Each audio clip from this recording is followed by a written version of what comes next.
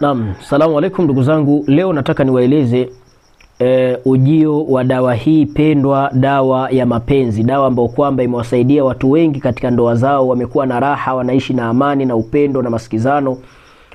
Bwana, mtu anapewa anachokitaka.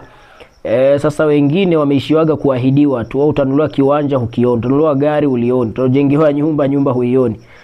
Hii ndo habari ya mjini bwana. Hii ni dawa ya mapenzi, dawa nzuri sana. Kama ndoa yako ina kisirani, mwanamume anakutishia kukupa talaka, mwanamke anakusumbua, tumia hii dawa.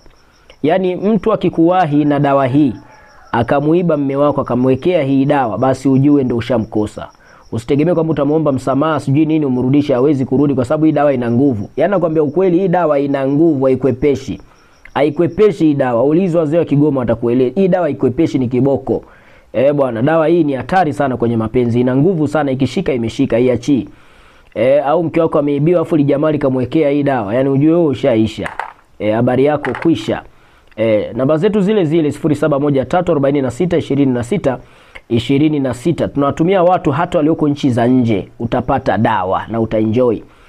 Kama uko Zanzibar, uko sijui Mbeya, Arusha, uko sijui Ngara, huko sijui Bukoba, huko sijui sehemu gani huko, Nyamishega, kote huko dawa zinafika. Na wale ndugu zetu walioko nchi za nje, huko Oman, huko Qatar, huko Dubai, dawa zinafika mpaka UK.